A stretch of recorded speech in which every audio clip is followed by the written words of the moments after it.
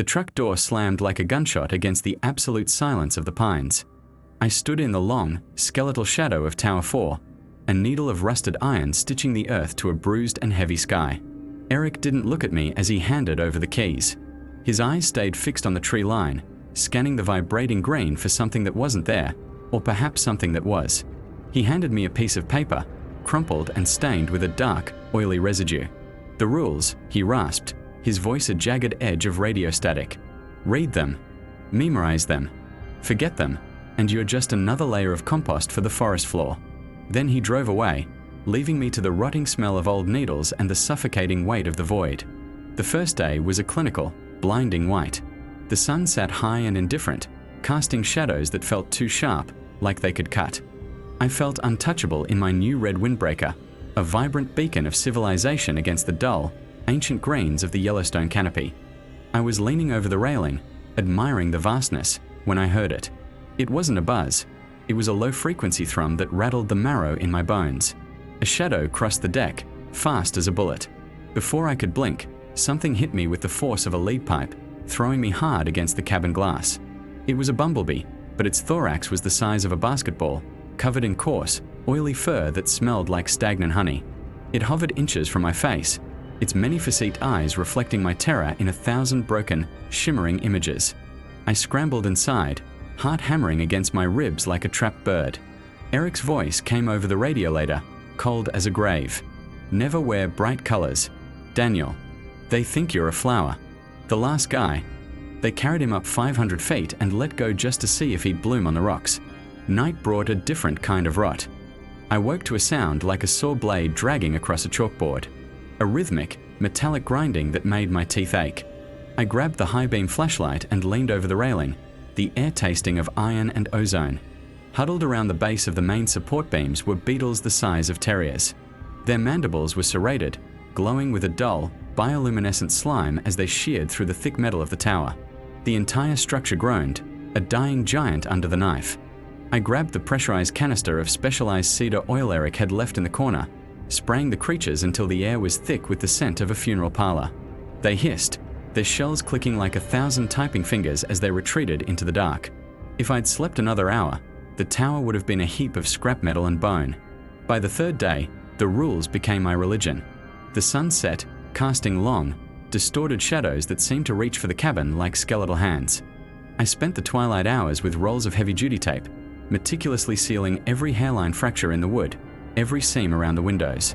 I felt like a man building his own coffin. As the moon rose, the scratching began. Thousands of legs. Segmented, heavy bodies hit the exterior walls with the sickening sound of wet leather. Centipedes, thick as a man's arm and glistening with a toxic sheen, draped themselves over the glass, their mandibles tapping a frantic, hungry code against the adhesive seals. "One gap," Eric had warned, "and there wouldn't be enough left of you to fill a shoe." I sat in the center of the room, the static of my own breathing the only thing keeping me from the void outside. Then came the webs. They appeared overnight, draped like funeral shrouds across the forest canopy. They weren't delicate silk. They were thick, gray cables that choked the life out of the trees. Through the binoculars, I saw the architects. Spiders the size of sedans, moving with a terrifying, fluid grace through the high branches. They didn't scuttle. They drifted like ghosts through the pine needles. I watched a coyote thrash in a web a mile away, its ribs audibly snapping as a massive shadow descended. "Stay out of the trees," the fourth rule commanded. But then I saw the smoke. Not the rolling black of a forest fire, but the small, flickering orange of a campfire. A family, 3 of them, huddled under a canvas tent directly beneath a web the size of a circus tent. I didn't think. I grabbed a torch, soaking the rags in kerosene until the fumes burned my throat. I ran into the trees, the air thick with the smell of rotting silk and wet earth. The family was paralyzed, staring up in a trance of pure horror as the car-sized shadows lowered themselves on silver threads. I swung the fire, a desperate, screaming arc of orange against the gloom. The spiders recoiled, their many eyes reflecting the flames like burning coals in the dark. "Move!" I screamed, my voice breaking the static of the forest. I led them out, the heat of the torch the only thing keeping the void at bay. We could hear the clicking behind us, a tide of predators waiting for the fire to die, waiting for a single stumble. We burned that section of the woods to the bedrock. Eric and I watched from the safety of the ridge as the canopy turned into a roaring furnace, the silk cables shriveling into ash. The bees still circle my tower in the harsh daylight. The beetles still try to eat my home from beneath. The centipedes still tap on my windows at night, searching for a way into the warmth. But the spiders are gone. Or so Eric thinks. I look at the scorched earth through my binoculars, and I see the holes. Deep, perfectly circular tunnels that lead into the gut of the world. They didn't die in the fire. They're down there, in the quiet and the dark, knitting new webs in silence. They're waiting for the fire to be forgotten. They're waiting for the light to fail. And every time I hear a floorboard creak, I wonder if the wait is finally over. The sun wasn't a star that morning. It was a cataract, a milky, weeping eye fixed upon the Yellowstone wilderness. It hung in a sky so pale it looked bleached, a high-contrast void that burned the edges of the pines into jagged, black silhouettes. There was no depth to the world, only the flat, overexposed glare of a heaven that wanted to scrub the earth clean of its shadows. I stood on the catwalk of Tower 4, my boots crunching on the sun-rotted timber, feeling the heat radiate off the galvanized roof like a physical weight. Eric had been gone for 3 hours.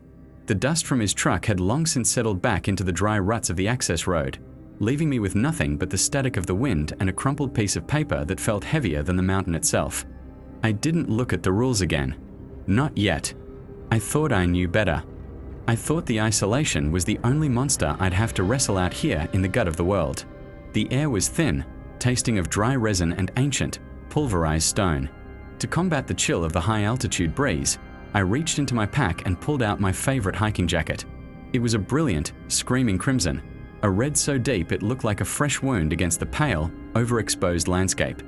I zipped it up, the plastic teeth of the zipper biting into the silence with a sharp, mechanical snarl. I felt visible. I felt safe.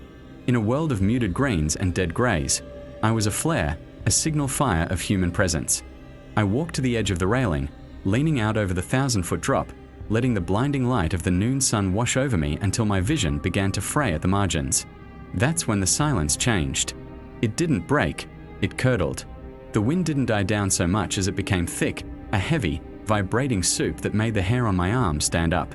It started as a low-frequency thrum, the kind of sound you feel in your molars before you hear it with your ears. It was the sound of a distant chainsaw, or perhaps 1,000 tiny engines idling in perfect, horrific unison. I turned my head, squinting against the white-hot glare of the sky, trying to find the source of the static. The sky was empty, just that bleached, aching void. Then, out of the corner of my eye, a black speck detached itself from the tree line half a mile away. It didn't glide. It didn't soar. It propelled itself with a jagged, unnatural velocity, a rhythmic pulsing that defied the physics of flight. It grew larger with a speed that triggered a primal, cold sickness in my stomach. It wasn't a bird. It was too heavy, too solid. It moved like a projectile, a living bullet aimed directly at the center of my chest. I stood frozen, paralyzed by the sheer impossibility of the scale. As it crossed the final 100 yards, the sun caught the blur of its wings, turning them into shimmering discs of golden static. It was a bumblebee, but the word felt like a lie, a pathetic euphemism for the nightmare screaming toward me.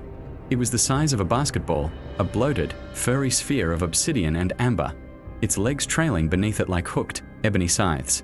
Its eyes were 2 obsidian orbs, multifaceted and bottomless, reflecting the crimson of my jacket in 1,000 distorted, blood-red shards. The sound was no longer a hum.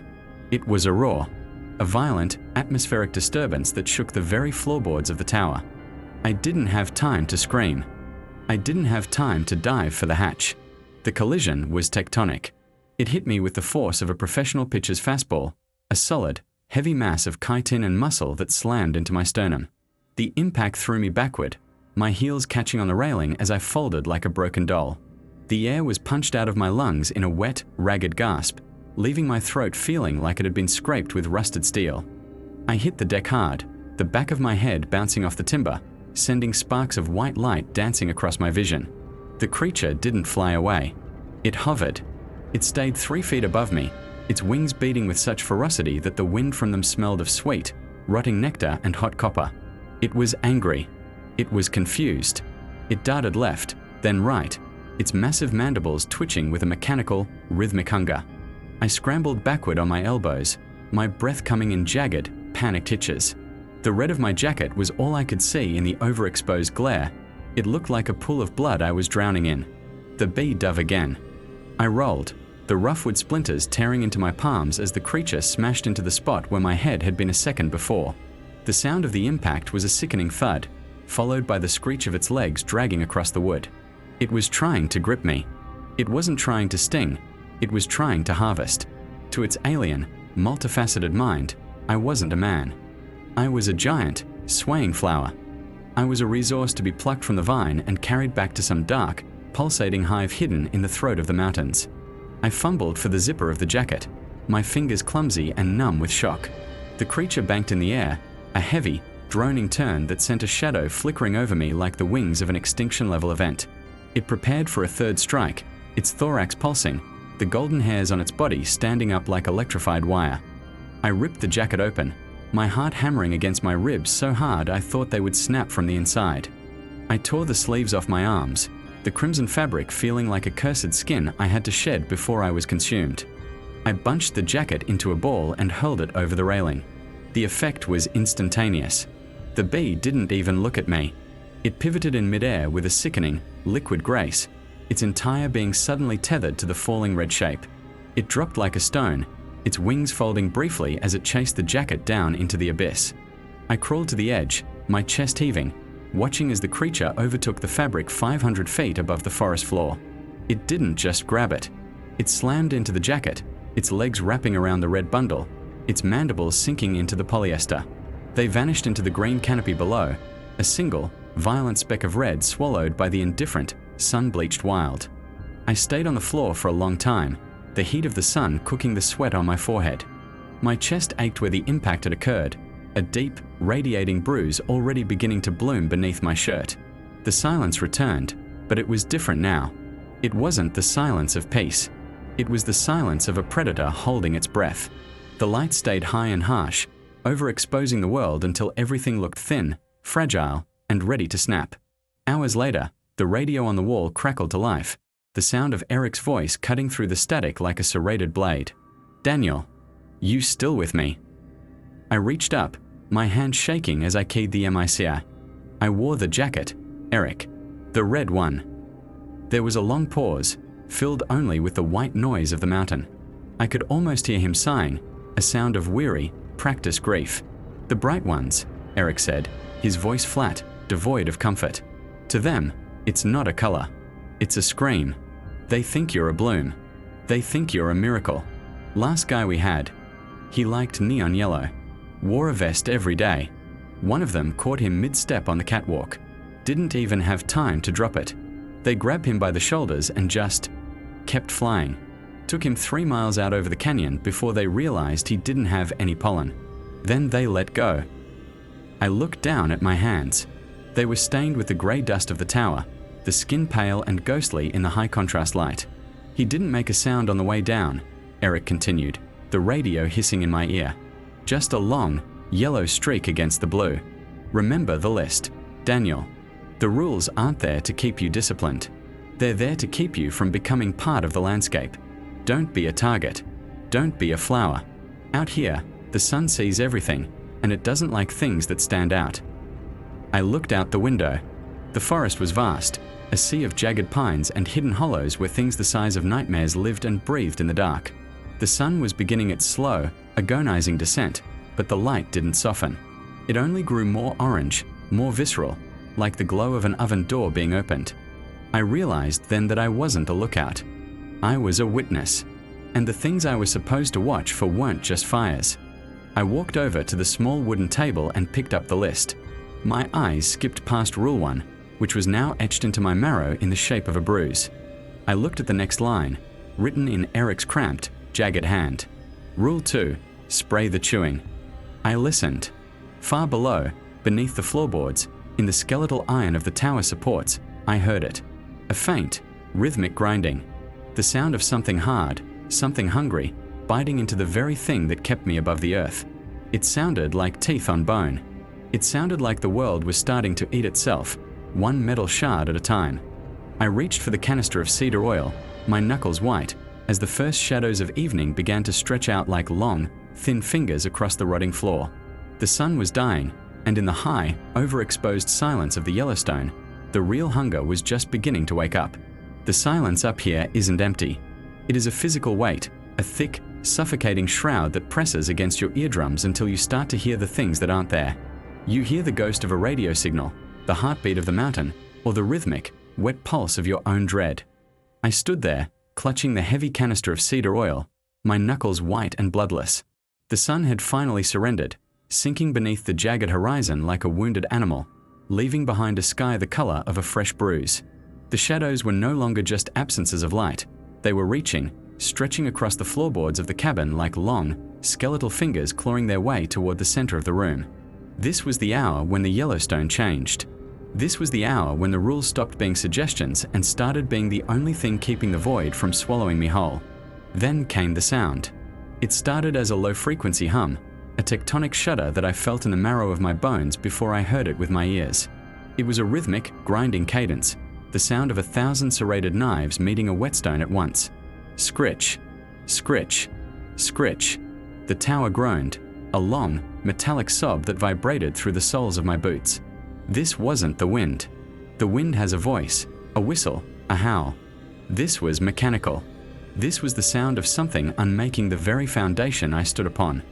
I grabbed my flashlight, the heavy mag light feeling like a cold, blunt instrument in my shaking hand. I thumbed the switch, and the beam cut through the dark like a blade, illuminating a swirling vortex of dust and dead moths. I moved to the trapdoor, the wood beneath me trembling. The grinding was louder now, a frantic, ravenous gnawing that seemed to echo up through the hollow steel supports of the tower shaft. I knelt, my breath coming in short, jagged gasps that tasted of copper and old grease. I pulled the latch. The hinges screamed in protest, a sharp, metallic shriek that was answered instantly by a frantic increase in the grinding below. I shone the light down into the narrow, vertical throat of the tower. The beam hit the steel crossbeams and fractured into 1,000 jagged splinters of light. And there, clinging to the cold metal 50 feet above the forest floor, were the architects of my extinction. They were the size of bull terriers, their bodies encased in iridescent, oil-slick shells that shimmered with a sickly, rainbow sheen in the flickering light. They looked like stag beetles born from a nightmare, their legs hooked and barbed, digging into the rivets of the tower with an unnatural grip. But it was the mandibles that made the air vanish from my lungs. They were massive, overlapping shears of black chitin, dripping with a thick, caustic saliva that smoked when it touched the steel. I watched, paralyzed, as the lead beetle clamped its jaws onto a 3-inch thick support beam. There was a sound like a gunshot, the snap of structural integrity failing. The creature didn't just bite, it sheared. It was eating the tower. It was consuming the very thing that kept me out of the reach of the things that screamed in the dark. The metal didn't bend. It crumbled into fine, grey powder beneath those impossible jaws. The tower lurched to the left, a sickening, heavy tilt that threw me against the railing. My heart was a frantic bird trapped in a cage of ribs, slamming against the bone with a violence that made my vision blur into static. Rule number 2, spray the chewing. Eric's voice echoed in the back of my mind, dry and hollow, like wind through a ribcage. If you hear the grinding, Daniel, don't wait. Don't look for too long. If they get through the main pylon, the tower doesn't just fall. It folds. And you'll be the meat in the middle of a steel sandwich. I scrambled back, dragging the heavy pressurized canister toward the opening. The nozzle felt icy, the metal biting into my palm. I hooked the strap over my shoulder and leaned out over the abyss. The wind whipped at my hair, carrying the smell of ozone and rotting pine. Below me, dozens of those obsidian shells were swarming, a carpet of clicking, grinding hunger. The flashlight beam caught the eyes of one, multifaceted orbs that reflected no light, just a cold, hollow void. It looked at me, its mandibles clicking in a rapid-fire staccato, a sound of pure, unadulterated malice. I squeezed the trigger. A high-pressure jet of the cedar oil erupted from the nozzle, a thick, amber mist that smelled of ancient forests and funeral pyres. The scent was cloying, a heavy, medicinal odor that coated the back of my throat. As the mist hit the lead beetle, the creature didn't scream. It didn't have lungs for that, but it hissed. A cloud of yellow steam billowed off its shell as the oil reacted with the caustic slime on its jaws. The beetle bucked, its hooked legs slipping from the metal. It fell into the dark, a heavy, wet thud marking its arrival on the forest floor below. I didn't stop. I swept the nozzle in a wide, frantic arc, coating the beams, the rivets, and the swarming bodies of the predators. The oil was like acid to them. Everywhere the mist touched, the grinding stopped, replaced by the sound of chitinous bodies scraping desperately against steel as they lost their grip. The tower shuddered again, a violent, terminal groan as another support beam partially severed by their hunger began to warp under the weight of the cabin. "God, please," I whispered, the words lost in the roar of the wind and the hiss of the spray. The flashlight in my other hand flickered, the batteries dying at the worst possible moment. The world became a strobe light of horror. Flash, a beetle inches from my hand, its mandibles wide enough to sever my arm.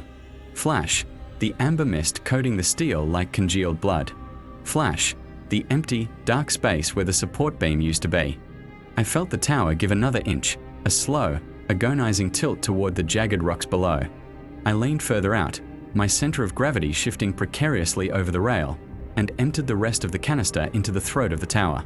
The chemical fog was so thick I could no longer see the ground. I could only hear the sound of the survivors retreating, a frantic, clicking withdrawal into the shadows of the pines. I pulled myself back inside and slammed the trapdoor shut, bolting it with a hand that shook so violently I nearly dropped the iron bar.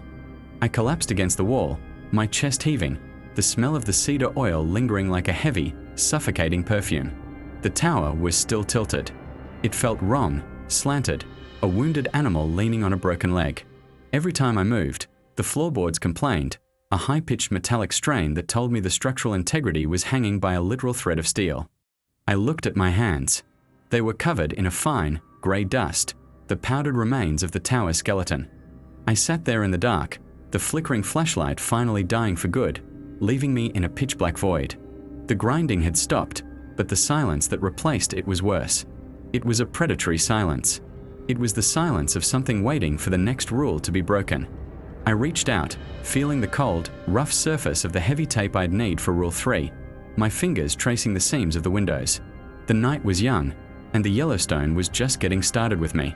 The metal eaters were gone for now, but they had left me in a fragile cage, suspended high above a world that was learning exactly how much pressure it took to break me. I closed my eyes, but the darkness behind my eyelids was the same as the darkness in the room, filled with the memory of clicking jaws and the taste of dying steel. I stayed that way, motionless, listening to the tower groan in the wind, praying to a god I no longer believed in that the cedar oil would hold until the sun decided to return to this godforsaken place. The rot was deep, the static was loud, and the void was just a few inches of chewed steel away. The sun didn't rise the next morning so much as it bled into existence, a bruised purple smear across a sky that felt heavy and suffocating. I didn't sleep. I couldn't. Every time I closed my eyes, I felt the phantom vibrations of those thousand-legged horrors testing the tape, seeking the one microscopic flaw in my armor that would turn my body into a buffet.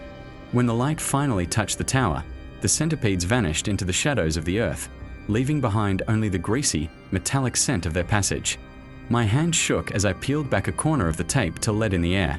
It tasted like ozone and pine needles, but underneath it all, there was a new scent. Something sweet. Something like rotting fruit and wet wool. Eric didn't call on the radio. He arrived in person, his truck kicking up clouds of dust that hung in the stagnant air like ghosts. He didn't come up. He stood at the base of the tower, his face a map of deep-set lines and old scars, and pointed a calloused finger toward the tree line. The pines were different today. The deep, jagged greens were being choked by a milky, opaque substance. Huge, shimmering veils draped from the high branches, swaying in a wind I couldn't feel. They looked like the tattered lace of a giant's funeral shroud. Rule 4, Eric shouted, his voice barely rising above the low-frequency hum that seemed to vibrate out of the very soil. Stay out of the trees if you see webs. Don't look for what's making them. Don't try to clear them. If you see a web, that ground belongs to them now. You stay in the sky, Daniel. You stay in the sky or you become part of the static. He left without another word, his tires screaming against the gravel as if the truck itself were desperate to escape. I spent the afternoon glued to my binoculars. The webs weren't just decorative. They were industrial. I watched a coyote, panicked and sprinting, veer off the trail and into a thicket. It didn't come out the other side. It hit a strand of silk thick as a ship's hawser and stopped dead. The animal didn't even have time to howl. From the upper canopy, something moved. It wasn't the fluid motion of a predator. It was a series of sharp, mechanical twitches. A leg, long and bristling with black, sensory hairs, reached down. It was the size of a telephone pole, jointed and obsidian dark. Then came the body, a bloated, pulsating mass of chitin and hunger, the size of a compact car. It moved with a terrifying, silent grace, its many eyes reflecting the void of the deep woods. It wrapped the coyote in seconds, the silk spraying out in a white mist that looked like frozen TV static. The rot was setting in. My mind felt like it was fraying, the isolation and the constant threat of a violent end peeling away my sanity. I told myself I would stay in the tower. I would be a good soldier. I would follow the rules and survive. But the universe has a cruel way of testing a man's resolve. As the sun began its descent, casting long, jagged shadows across the valley, I saw it. A plume of smoke. Not the wide, aggressive heat of a forest fire, but the controlled, rhythmic puff of a campfire. It was deep in the infested zone, right in the heart of the web-choked cathedral of pines. I swung the binoculars around, my heart hammering a frantic rhythm against my ribs. There, sitting around a small, flickering flame, was a family. A man, a woman, and 2 small children. They looked exhausted, their gear piled haphazardly around them. They were laughing. They had no idea that above them, the canopy was a lattice of death. They couldn't see the shadows shifting in the orange firelight, the car-sized architects of the web descending inch by silent inch. Adrenaline is a poison. It burns through your veins, melting away logic and replacing it with a frantic, buzzing heat. I didn't think. If I had thought for even a second, I would have stayed in my steel cage. Instead, I grabbed a heavy mag light, a gallon of kerosene, and a bundle of dry branches I'd kept for the stove. I broke Rule 4. I descended the stairs, my boots clanging like a funeral bell in the silence of the woods. The moment I stepped off the bottom rung, the air changed. It was thick, laden with the weight of 1,000 unseen eyes. The static in my head grew louder, a high-pitched whine that made my teeth ache. I sprinted toward the campfire, the kerosene slushing in its container. The trees here were completely encased in silk. It hung in heavy, wet curtains that brushed against my face like the fingers of a corpse. Every time I touched a strand, the entire forest seemed to vibrate, a silent alarm sent through the interconnected nervous system of the web.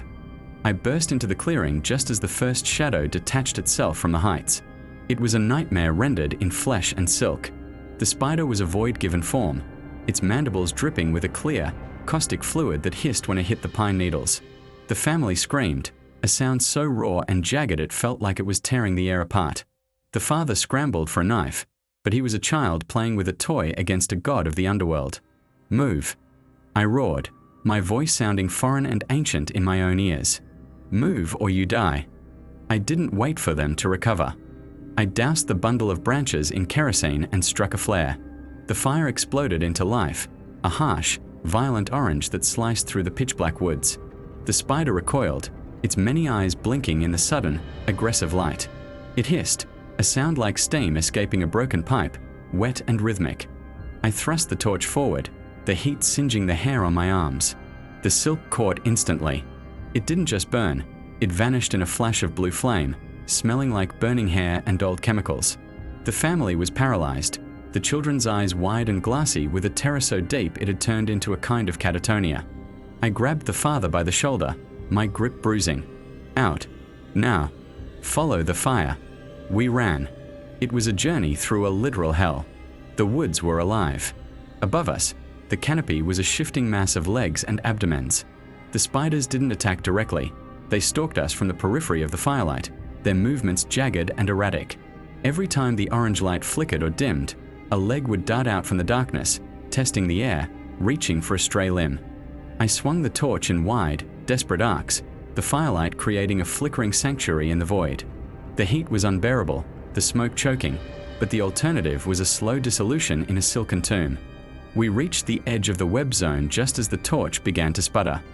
I threw the last of the kerosene onto a particularly thick wall of silk, creating a wall of flame that bought us the final few seconds we needed.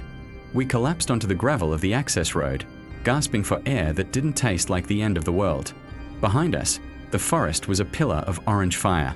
The webs acted like fuses, carrying the flame deep into the infested heart of the woods. The screams of the spiders weren't like anything on Earth.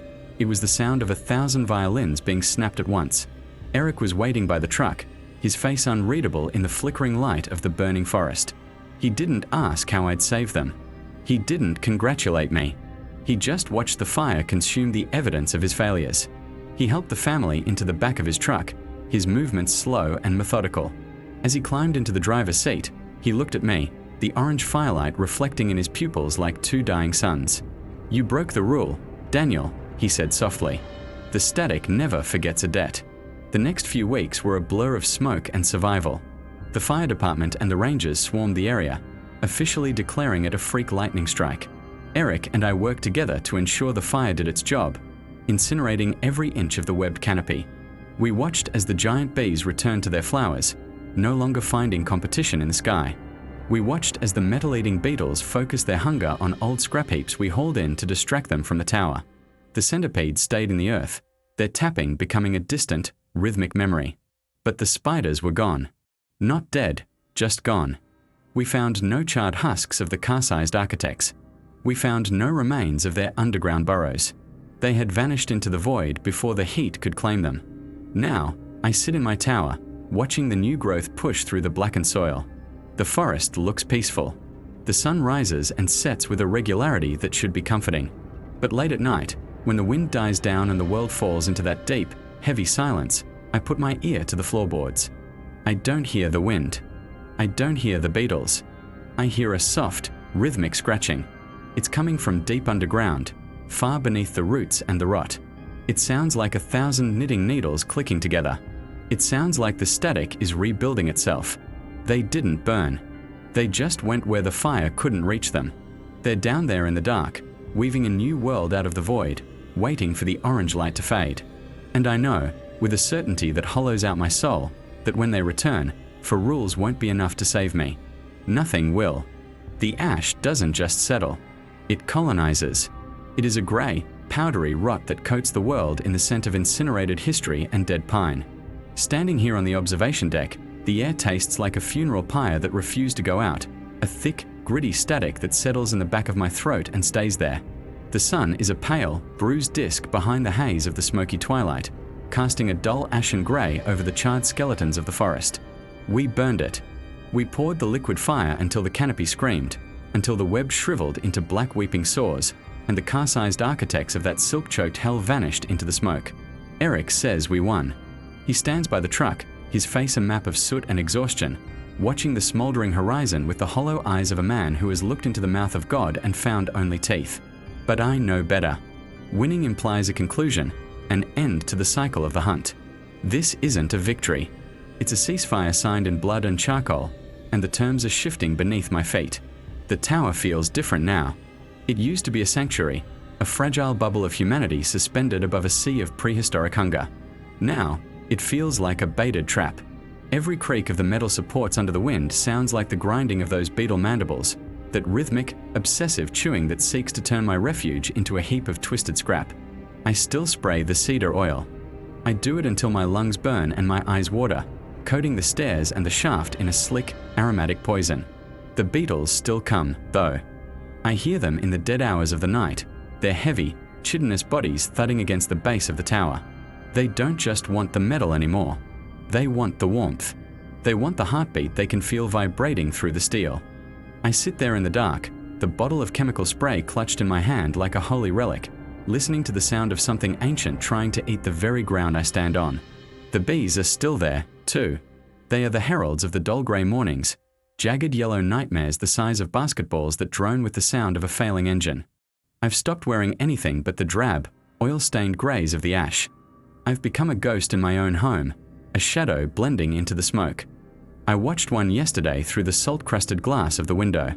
It hovered just inches away, its multifaceted eyes reflecting 1,000 versions of my own terrified face. It didn't move. It just vibrated, a low-frequency hum that made the marrow in my bones ache. It wasn't looking for flowers. It was waiting for a slip-up. It was waiting for me to step out into the light, to show a flicker of color, a sign of life in this monochromatic graveyard. They remember the one they dropped. They remember the way a human body breaks when it hits the canopy from 1,000 feet up. I can see it in the way they circle the tower, a slow, methodical orbit of predatory patience. And then there are the centipedes. Rule 3 has become my religion. I don't just seal the gaps, I bury them. I use rolls of heavy, silver tape, layering them until the seams of the cabin are thick, ugly scars. I seal the vents, the floorboards, the tiny cracks in the doorframe where the wood is warped from the heat of the fire. At night, the sound begins. It's not a tapping, it's a caress. Thousands of tiny, armored legs dragging across the exterior of the tower, a soft, dry skittering that sounds like dead leaves caught in a whirlwind. They are testing the seals. They are searching for the one microscopic failure, the one forgotten pinhole through which they can pour like a tide of living needles. Eric's voice echoes in my head every time I hear that sound. If even one gets in, there won't be anything left of you. I imagine them finding a way. I imagine the weight of them, the cold, mindless hunger of 1,000 segmented bodies flowing over the bedsheets, turning the air into a suffocating mass of twitching limbs and venom. I stay awake until the sun bleeds through the smoke, my back against the door, listening to the static of their movement. But the spiders, they are the silence in the noise. They are the void that the fire couldn't fill. The forest below is a graveyard of black pillars, a landscape of charcoal and shadow. There are no webs in the canopy now because there is no canopy left.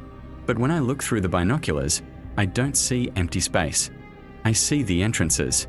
Deep in the scorched earth, where the roots of the ancient pines once thrived, there are holes. Perfectly circular, rimmed with a silk that isn't white, but a dull, oily black that drinks the light. The fire burned the surface, but the heat only drove them deeper. They went into the lightless veins of the earth, into the cool, damp dark where the fire's breath couldn't reach. They are down there, weaving in the dark, turning the root systems of Yellowstone into a subterranean cathedral of silk and bone. I see the movement sometimes in the smoky twilight. Not a shape, but a distortion of the shadows. A car-sized mass that moves with a fluid, terrifying grace, slipping between the blackened trunks without making a sound. They aren't hunting rabbits or coyotes anymore. There's nothing left down there to catch. They are waiting for us to think we are safe. They are waiting for the orange light of our vigilance to fade into the complacency of survival. I see Eric down there, loading the truck, his movements slow and heavy. He thinks the danger is over. He thinks the rules are a checklist we've completed. He doesn't see the way the shadows lean toward him. He doesn't see the way the oily silk is beginning to bridge the gaps between the charred stumps, a new world being built in the ruins of the old one. The paranoia is a physical weight now, a stone in my chest that makes it hard to breathe. I look at the rules written on the scrap of paper Eric gave me, the ink fading, the edges frayed. They feel like a joke. How do you fight a void? How do you survive a predator that has already claimed the darkness beneath your feet? I find myself staring at the floor of the cabin, wondering how thick the wood really is. I wonder if they are down there right now, clustered in the hollows of the tower's foundation, their many eyes turned upward, watching the heat of my body through the floorboards. The fire didn't cleanse. It just cleared the stage for the second act. The beetles, the bees, the centipedes, they are just the noise of a dying ecosystem. The spiders are something else. They are the stillness. They are the architects of the end. I spend my days watching the grey horizon and my nights listening to the earth breathe. The wind carries the scent of rotting silk and wet ash, a cloying, sweet decay that speaks of things growing in the dark, things that have learned the taste of fire and found it wanting. I know what's coming. I can feel the tension in the air, a tightening of the world's skin. The webs will return, but they won't be in the trees. They will be everywhere. They will bridge the gap between the earth and the sky, between the tower and the trees, until the world is nothing but a cocoon of oily black thread. And when that day comes, for rules won't be enough. Eric will come back for the shift change, or maybe he won't. Maybe he's already been claimed by the shadows between the trucks. I stay in the tower, a prisoner of my own survival, watching the dull grey twilight fade into a blackness that is far too heavy to be natural. They are down there. They are weaving. They are waiting for the light to die. And in the silence of the scorched forest, I can hear the sound of the void breathing back. It sounds like a whisper. It sounds like the end of the world. It sounds like the rules were never meant to save me, only to prolong the feast. Every night, the grey ash seems to get thicker, layering over the windows until I have to scrape it away just to see the descent of the sun. The world is becoming a blur of indistinct shapes, a muted, dying portrait where the only things with any clarity are the horrors. My hands are raw from the cedar oil and the tape. my skin stained a permanent, sickly yellow from fumes. I find myself talking to the silence, a low, frantic muttering that I can't seem to stop. I'm listing the rules, over and over, a litany of a madman trying to hold back the tide. Do not wear bright colors. Spray the chewing. Seal every opening. Stay out of the trees. But the trees are gone, and the spiders are in the earth. So what does the rule matter now? The rules were for a world that still had a shape. This world is a smudge of charcoal and malice. The beetles are getting louder. Their gnawing has a new rhythm, a frantic, desperate pace. It's as if they know the spiders are coming back, as if they are trying to bring the tower down before the architects can claim it. They want to drop me into the waiting dark. I can hear the metal groaning, a high-pitched, metallic shriek that vibrates through the soles of my feet. I spray and I spray, but the oil just runs down the steel, disappearing into the ash-choked cracks of the foundation. There's a hole starting to form in the base of the tower, a jagged, eaten-away gap that looks like a canker sore on the world. I tried to patch it with the silver tape, but the beetles just ate through that too, their mandibles slicing through the adhesive like it was nothing but dried skin. The bees have changed their flight patterns. They no longer circle the tower in wide, lazy loops. They hover. They stay perfectly still in the air, their wings a blur of motion that makes no sound, their bodies pointed toward the holes in the earth. They are watching the spiders too. They are afraid. When a predator that size goes to ground, the rest of the world holds its breath. The bees are waiting for the first twitch of the silk, the first sign that the architects are rising. I saw one yesterday drop out of the sky for no reason, its body hitting the ash with a dull thud. It didn't even struggle. It just lay there, its legs twitching in the grey light, until a shadow moved over it and it was gone. Not dragged away, just gone, as if the earth itself had opened up a mouth and swallowed it whole. I don't sleep anymore. Sleep is a luxury for those who don't know what's under the floorboards. I sit in the center of the cabin, the light of my single lantern casting long, flickering shadows that dance across the taped-up walls. Every time the flame flickers, I see them. The spiders. Not as they were, but as they are becoming. Larger, darker, their car-sized bodies covered in the grey ash of the fire, turning them into ghosts of the forest. I imagine them standing just outside the door, their many-jointed legs poised to tap on the glass, their fangs dripping with the rot of the underground. I imagine the webs they are weaving down there, not just traps for prey, but a network, a new nervous system for the forest. They are connecting the roots, the stones, the very bones of the earth, turning the entire park into a single, massive trap. The family I saved, I wonder where they are. I wonder if they can still smell the smoke. I wonder if they see the oily black silk in their dreams. I remember the way the father looked at me as we broke through the tree line, a look of such profound, shattered disbelief that it made me want to scream. He saw them. He saw the car-sized nightmares stalking us through the canopy. He knows. Somewhere out there, in the world of malls and highways and bright, colorful lights, there is a man who knows that the rules of the world have been rewritten. He's probably sealing his windows too. He's probably watching the shadows in his backyard, waiting for the silk to appear on his fence. You can't unsee the void once it's shown you its teeth. Eric came by this morning. He didn't get out of the truck. He just sat there, the engine idling, the sound a low, rhythmic throb in the ashen silence. He looked at me through the windshield, and for a second, I saw it. The terror. It wasn't the sharp, jagged fear of the bees or the beetles. It was the deep, hollowed-out horror of a man who knows he's already dead. He didn't say anything about the spiders. He didn't ask about the holes in the ground. He just told me to keep spraying the oil and to make sure I didn't run out of tape. He handed a box of supplies out the window and drove away, his tires kicking up a cloud of grey ash that hung in the air long after he was gone. He's not coming back. I could see it in the way he didn't look at the tower in the rearview mirror. He's leaving me here to be the witness, to be the last thing the spiders see before they take the world. The lighting is getting worse. The smoky twilight is deepening into a permanent, oppressive gloom. The sun is just a memory now, a pale ghost that haunts the haze. Everything is dull. Everything is grey. The only colour left is the orange of the fire that refuses to die in my mind. I see it every time I close my eyes, the way the webs curled and blackened, the way the spiders retreated into the dark. I thought I was burning them out. I thought I was the hunter. But you can't hunt the void. You can only give it something to consume. I'm looking at the rule list again. Rule 4. Stay out of the trees if you see webs. There are no trees. There are no webs. There is only the ground, and the silence, and the knowledge that the world beneath me is hollow. I've started to hear them breathing. Not the centipedes, not the beetles. Something bigger.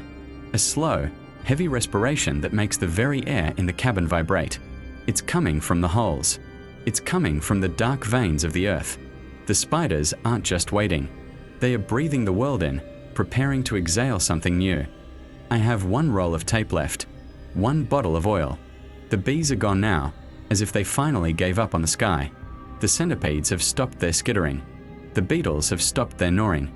The silence is absolute. It's a jagged, visceral silence that cuts into me like a knife. It's the silence of a predator that has finally reached its striking distance. I'm sitting on the floor, the lantern dying, the ash pressing against the glass. I know what happens next. The rules are gone. The tower is a shell. The fire was just an invitation. They are coming back. Not from the trees, but from the void beneath. And as the last flicker of the lantern dies, as the dull ashen grey of the world turns into the perfect, oily black of the silk, I realize the most terrifying thing of all. They weren't hiding from the fire. They were waiting for it to clear the way. They are weaving a new world out of the void, and I am the first thread. I can feel the floorboards beginning to lift. I can feel the cold, damp air of the underground rising to meet me. The 4 rules were never enough. Nothing was. The spiders are here, and they've been here all along, waiting for the orange light to fade. And now, in the perfect, rotting dark, the light is finally gone.